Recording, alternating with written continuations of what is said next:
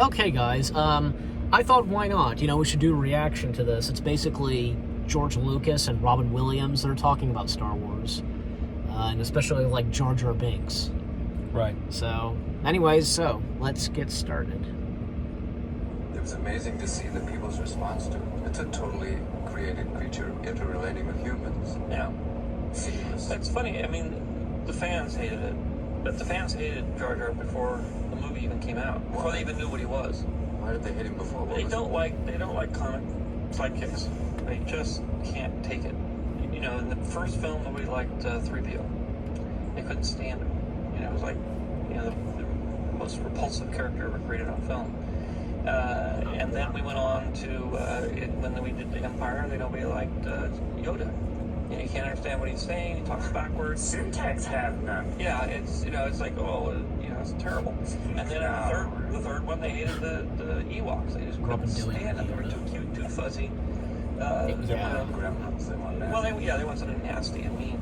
And so it's sort of inevitable that the smallest, sort of goofiest character Gets despised, hated by, because they want to. A lot of the fans are sort of into Terminator 2, and it's like, how dare you make this into a children's film? Why can't you have everybody look like Darth Maul? Yeah, that's exactly what they want. I want a Maori and a mime combined. They want everybody to be mean. They want to be mean. Welcome. R2-D2, can't he have a small razor? No. That was amazing because, it was like the classic Laurel and Hardy without doing CP3. Yeah, no, they're Now you've done it. You gotta What do you have. think we're going to do now? Yeah. You've gone too far. That's exactly what it is. I mean, obviously, we're trying to make it non-generic. We're trying to make it so that it's Relatable. yeah, so that you can't say, well, this is this and this is that. It's just an accent. Well, you gotta have an accent because you can't have people coming from all over the parts of the galaxy and all speaking perfect English. Good evening. They're like the old war movies. My name is Hydrick. I'll be your general this evening. Damn, English have landed at Normandy. Yeah, or the westerns. Yeah, well, I'm the chief of this tribe. What the chief is trying to say. Yeah. As your scout and to your companion. Yeah. And the Emperor of Rome is always, I am Emperor of Rome. Never, what are you doing? Yeah. I'm Caesar. Hey, what are you making salad? Come on! What are you doing? Hey, I'm the Escalia Estavisas and Tres Partes. It's a funny thing because right in the very beginning of the first movie, we decided to play with accents and try to mush, because I was dealing with English and American and everything. I wanted to sort of mush it into a lot of different kinds of accents since it was all over the galaxy at times, different kinds of dialects and different languages, and not do just everybody speaking, British. Yeah, it seemed like all the villains, basically, all the Death Stars, all Mr. Yeah, Vader. we kept the military with a little bit more higher English than. Yeah, they were very much Lord Vader. Yeah. Very sorry, Lord. Not like English soldiers. Lord Vader, it's all been done, sir. Planet's been destroyed, sir, as you wished. Or one Scottish stormtrooper. Can't go in there, sir. The doors haven't been blown off yet. Imagine They're that. definitely a way to go. Lord Vader! What does she say? Lord Vader to get free play. What? They were blowing the wee bear. What? Blowing the wee kind of Vader for below. Time out the beaver. The brave hat Vader. Oh, Luke. What? Luke. Do that with his house. What? Eat the house, Luke. What? Use that fast. The force? Force! What with me? Great Scottish Vaders. Lord McVader. Step up. It's funny in doing that because it's like with Ewan. He is Scottish. Oh, I know. And he has a very, very thick Scottish accent. And to get him to Alec Guinness, who's very, very English. He has a very, very English accent. It's very interesting because he actually pulls it off pretty well. Whereas his real accent is way different. Oh, he's got that bit of he does. He sounds like Fat Bastard. The other dog. Vader. That would have been great if Fat Bastard in the middle of the. Oh, Ian! Hand me that boy! Bring me that other cunt! What are you going to do with it? You know it, man. All the fountain in the suit! Fat bastard. It's funny how people react to things like that. The reaction to that was probably stronger than anything else in the movie, which is accents. Well, because of people all kind of like, you know, yeah, like you said, they tried to sort of deal with, you know, oh, this is that and this is that. And, you know, it was the same thing with Watto. It was an Italian accent. Yeah.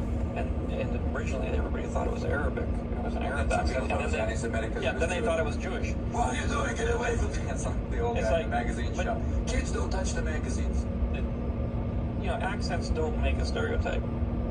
You know, the stereotype has to do with certain characters, cliches really, that are created that certain people fall into, and then the whole group gets painted with the same brush as the few. Really, how cliches and stereotypes work. I mean, that's part of the tools of a writer. And that's it. Very interesting. Yeah, very interesting. You know, we got some laughs from it. Of course. All right. Now, jump cut to our thoughts. Hey, guys. So, me and Lil Blue, we reacted to,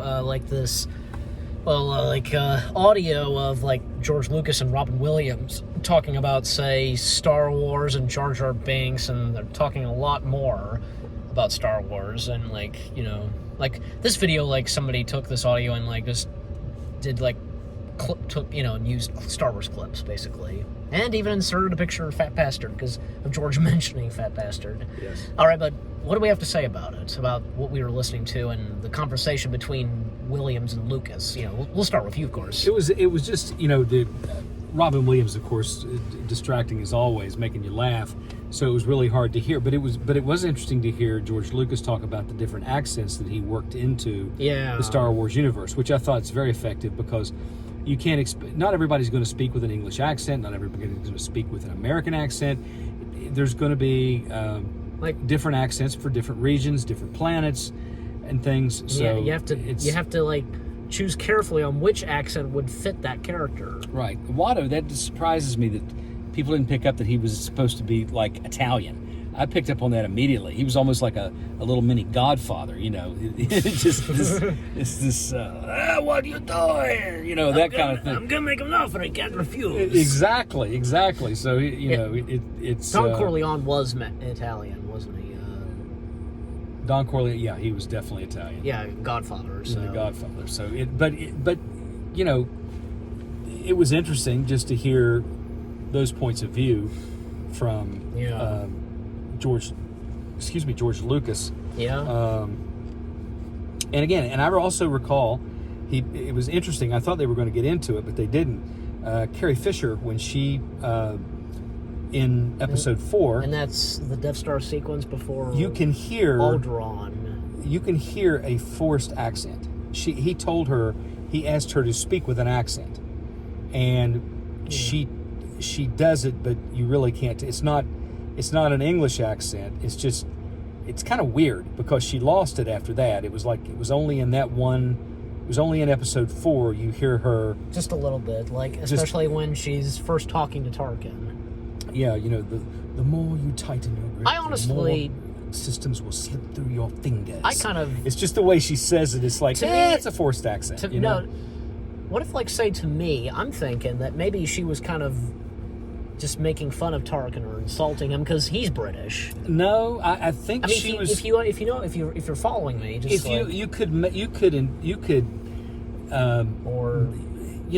kind of maybe interpret it that way. If it would be easy to do if you didn't already know the backstory that George Lucas told Carrie Fisher to try to speak with an accent. Right. And so for that reason, it's forced, and it's supposedly how she really talks, but she didn't talk that way. And that's good.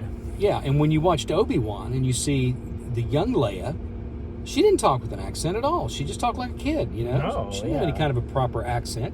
So it was interesting that was just isolated in that in episode 4, and after that there was nothing. And speaking of Obi-Wan, Ewan McGregor, because they were talking about Ewan McGregor, we know that he's Scottish, but he was doing a British accent, right, for Obi-Wan? Yeah, he did a very good job, because and obviously to stay true to Obi-Wan, and since Obi-Wan was first played by Alec Guinness. Yeah, because he does have a pretty thick Scottish accent.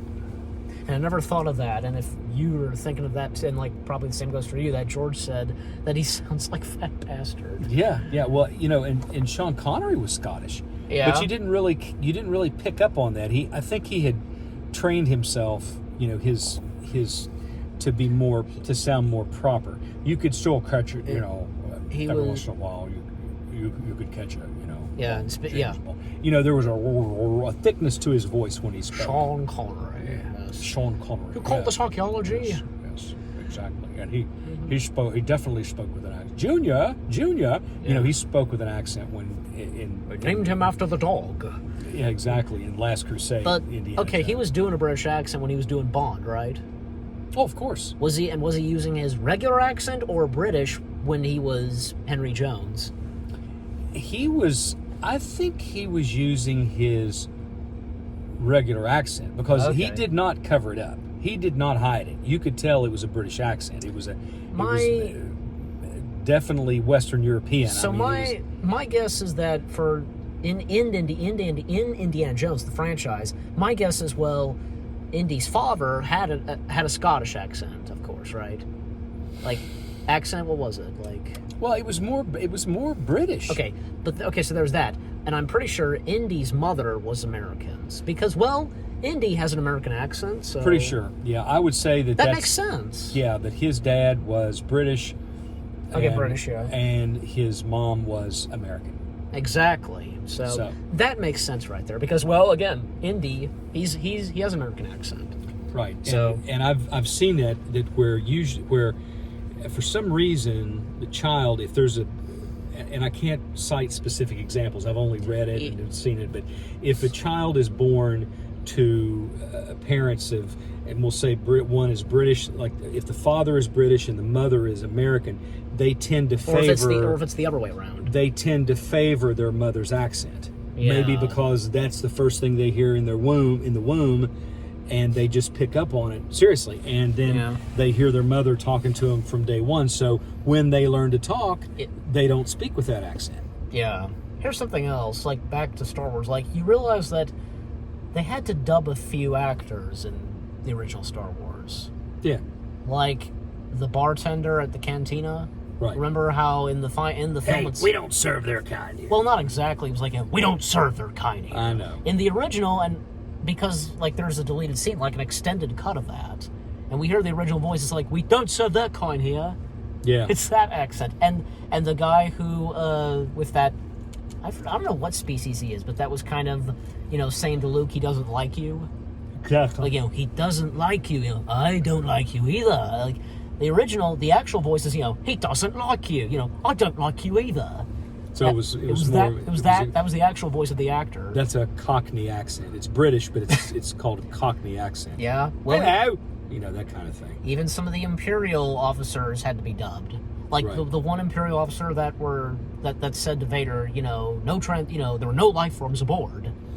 His voice was dubbed, and so was. You could tell it was.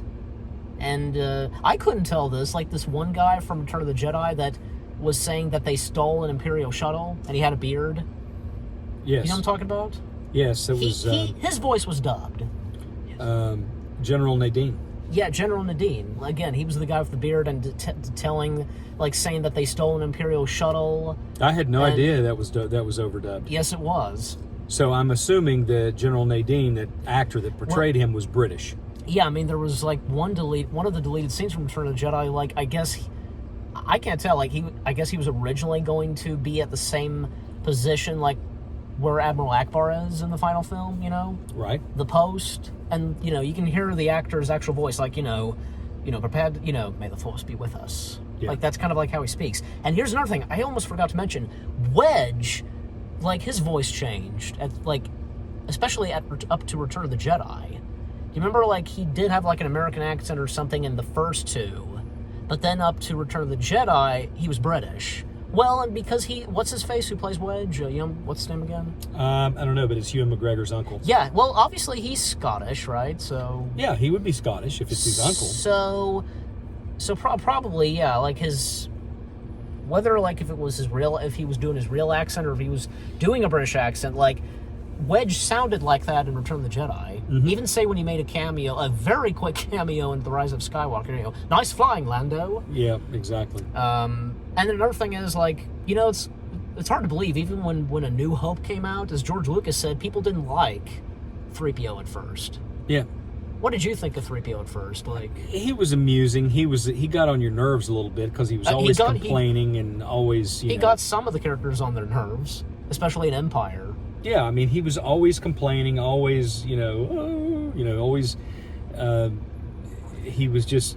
Yeah, but still, in the end, he became a classic robot, droid, and character of Star Wars. Oh yeah, I mean, he's beloved, but I think in the beginning, it was like, sort of the same thing.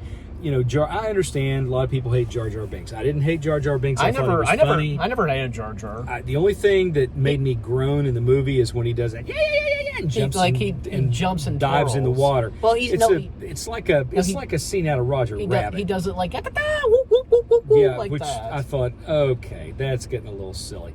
But to me, still the silliest is Yes. The silliest still is the scene.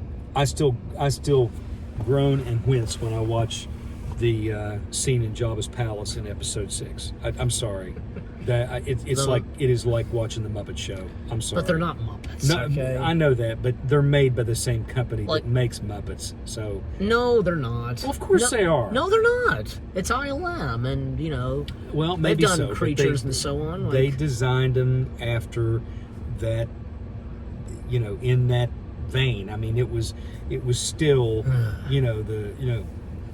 anyway. But which song number was better for the Max Rebo band? Like the original or the one that's now the official one? The original. Oh my gosh, the original. It's like when they came back out with that and they did that. What's on a banana be say? Like it's that song in the original release. Yeah, and then the new one is. Whatever he's saying, Yeah. and then she's good day. Yeah, exactly, Like, and she's screaming.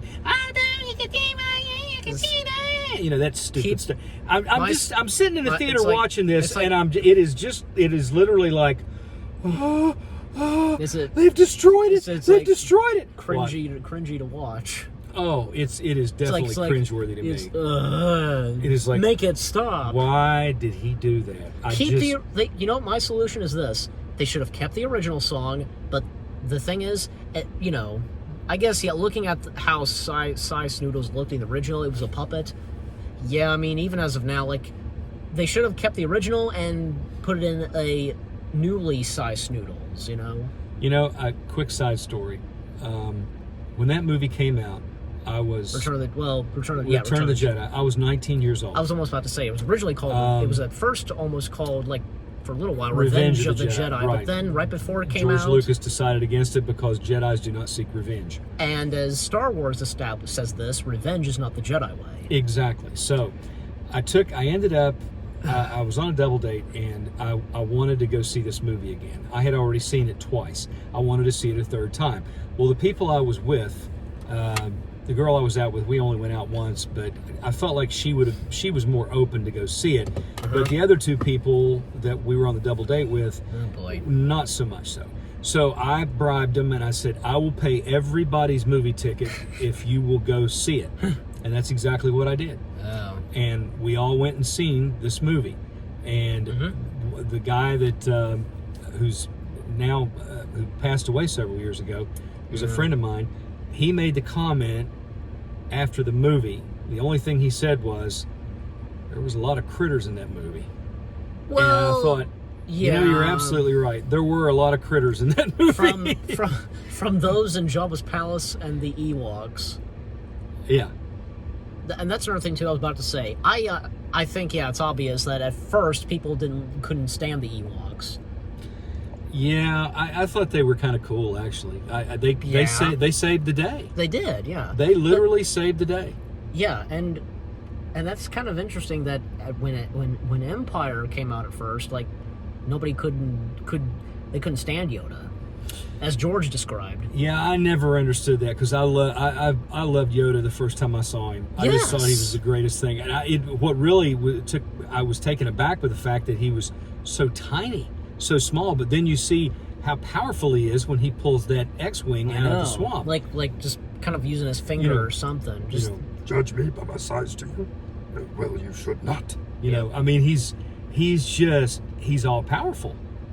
And probably, he even though Anakin's Yoda's right there being the top most powerful Jedi. MC count was higher than Master Yoda's. Master Yoda, Yeah. Anakin was unstable emotionally. He was emotionally unstable, which made him dangerous and made him flawed. Right. Yoda was not. Yoda was not mentally unstable or emotionally unstable. He had it together. So he, in fact, was more powerful than Anakin from that perspective because he was in complete control. Yeah. Anakin wasn't. Yeah, and here's something else. Like, I just want to mention this. It's funny, like Robin Williams, like doing a Scottish accent or something. Like, imagine if the Stormtroopers had a Scottish accent. Oh my gosh, that cracked me up. And when he was saying Darth McVader, that just cracked Darth me up. McVader! Exactly, and he's talking in such a thick Scottish accent that you can't understand what he's saying, which is hilarious. Yeah. I mean, even say some of the Stormtrooper actors, they were British, but of course their voices were dubbed. Yeah, and in the end they were dubbed once it was established that that Jango Fett was the DNA donor for the clone army. Yeah, so, and see, even like say from Bad Batch and so on, like clones were no more. Like the Emperor decided to stop producing clones. Right. We see that in the Bad Batch, and now of course, like volunteers or people just coming in, and now they're Stormtroopers. Exactly. So, and there was something else. Oh yeah, I think even David Prowse, he was Scottish too, right? I can't recall what David Prowse was. Well, I thought he was American, but I could be completely wrong. I don't know. I mean, we all know, of course, him being dubbed over. Yes. So there's that.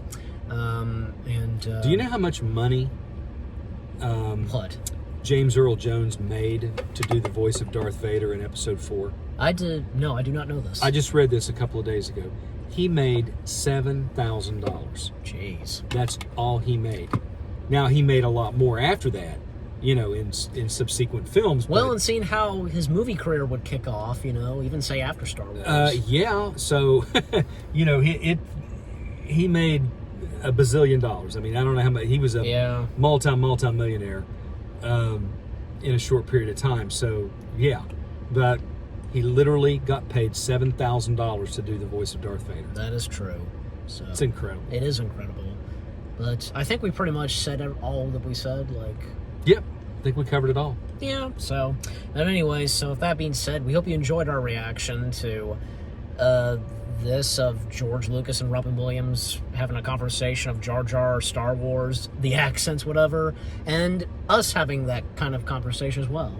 So, we hope you enjoyed. Leave comments as always. What did you think of what we said? Any last words? I must be off. I must be off. And again, that was pretty funny and interesting to listen to, right? Very much so. That exists. Yes. Yeah, so... Surreal. It is. Yeah, surreal. Anyway, so he says, I must be off. For me, we hope you enjoyed. Leave comments, as I said. More reactions on their way. We'll see you guys in the next video /reaction. Take care. Peace out. And may the Force be with you.